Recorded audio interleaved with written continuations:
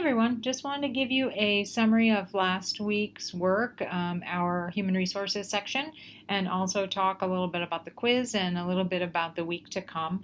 So last week, obviously, like I said, talked about human resources, and we also we talked about human resources, and in our discussion, we talked about workplace shortage, or worker shortage in the workplace, and also a little bit about burnout, worker burnout, etc. So, good thoughts on how to keep workers happy, avoid burnout, etc. Different ideas, salary, benefits, tuition reimbursement. I'm trying to think of some of the ideas off the top of my head, but lots of great ideas. Probably the one idea that I would say is most pertinent overall, kind of overrode a lot of what a lot of you said, was in the, kind of a root of what a lot of you were saying, was just the notion of being heard as an individual. What did I want as an employee? Making sure that that was heard. So what was important to me as an individual employee, and hearing that. So, did I need additional help in the workplace? Do I need time off? Do I need additional monies? Those types of things. So, very important to remember going forward into your careers that is really an important aspect of keeping your workplace happy, keeping your workers happy, your team happy as a leader, is listen to your employees. Don't just hear them, listen to them, and make sure that you hear what their needs are, and try to meet them as best possible. Another thing is, a lot of times there will be issues in the workplace, be it an issue with a process or a workflow, those kinds of things. And there are some organizations where they'll try and solve them in a vacuum. Leadership will get together, try and solve a problem. And you really need to involve your employees in those issues. So involve those employees that are on the front lines in dealing with these issues. Make sure that the employees can, really give input as to how to fix the problems, because they are the ones that know how to fix them. And that will create buy-in to the solutions. And then they will also, hopefully, it'll create a happier workplace there, because they feel like they're part of the solution in those cases. So being a problem solver as a staff member, and being part of the solution can really help to create a happier workplace. The case study I haven't reviewed yet, but we'll starting tomorrow, Wednesday, and then Thursday. We have 2 synchronous sessions on Blackboard Collaborate. We'll be talking about those case studies. I'm going to have the different groups present their answers, and we'll discuss them, see if we have differences amongst the groups, and have a good discussion, hopefully, about that. And then also, if we have time, I'm going to keep it to an hour, obviously. If we have time, we'll have some discussion about some quality management stuff from this week. So hopefully we'll be able to have a good discussion. People get to see each other face-to-face, other than the Flipgrid, which is a face-to-face as well, but not live. And hopefully that'll be a good conversation. So quiz. The quiz this week, I apologize, it was a bit of a mess, but I do have a few questions you're going to get, or a couple questions you're going to get credit for. First one is, incentive compensation is believed to have what effect on employee performance? So the correct answer was increased motivation. So if you answered that, you got it correct by the answer. It gave that to you. But I'm giving credit. I'm going to give everyone credit, because in the textbook it talked about a study where senior executives were found to not be motivated by additional compensation. And there's an economic theory that proves that as well. When you get to basic economics class, in the healthcare economics class, you'll learn about that theory. It's kind of like the theory of diminishing returns. It's similar to that, but it's the point of where the curve of the the curve of the graph kind of comes back this way. And generally what it means is that these senior executives, their salary is such that their leisure time is more important to them than work time. And they're at such a salary level, probably high six figures, that that additional compensation, incentive compensation, is not creating a higher level of motivation. So it's not surprising that that study that's mentioned in your textbook is what it is. However, it created some confusion on this question, and I can understand that. So generally, incentive compensation for the vast majority of us who don't make high six-figure salaries, incentive compensation is going to create increased motivation to work, because if I'm going to make a nice bonus for something, I'm going to work harder for it. However, when you do make a high salary, it's for most people, that's an incentive. Incentive motivation is not likely going to, or an incentive compensation is not likely going to make me work harder. It may retain me, it may keep me there, so I don't leave and go to another facility, but it's not likely going to make me work any harder.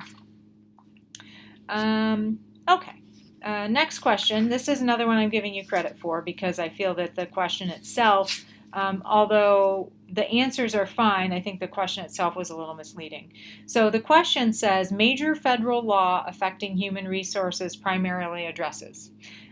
So it really should have read, major federal laws affecting human resources address, because the answers were protections for applicants and rights of employees. Yes, though there's a law that addresses that, federal law. Safety of the workplace. Yes, there's a law that addresses that. And accommodations for people with disabilities. So yes, there is a law that addresses that. And I'm just going to apologize. I should have opened my book. There's a table here in the textbook. I'll flip through it quick. On page 329 in your textbook, there's a table, which I'm sure you've seen. There's a nice table of all the different key federal legislation affecting human resources. So those are all, and there's many, many, many in here, but all the different pieces of legislation that are important to human resources folks. Obviously, these are just three of those. But the way this was worded, it made it sound like we were just looking for one, when in fact we were looking for the answer to be all three. All of these are correct. So I did give credit to some folks chose the first one, protections for applicants and rights of employees. Some folks chose all are correct, but I just gave credit for all of them. So all of those laws mentioned there, those descriptors are laws that are very important to human resources folks. Okay, so everyone will get credit for those. I haven't done it yet. I will go through and do that shortly. Next one. So human resources decisions need to be strategic because of. So when you think of strategic, or when you think of strategy, think back to our strategic planning section a few weeks ago, many weeks ago. I think that was week 2. So think to strategic planning and what strategic planning is about. So it's really about environment. So examining the external environment, examining the internal environment, and how we do those things. So when we're looking at the environment, we want to look at internal factors, external factors. So some of our external factors, decreasing reimbursements, that's one aspect, an external factor that really impacts human resources. The supply of workers, that's an external factor. The increase in the population that needs treatment, another one. Increased pressure in from a regulatory perspective.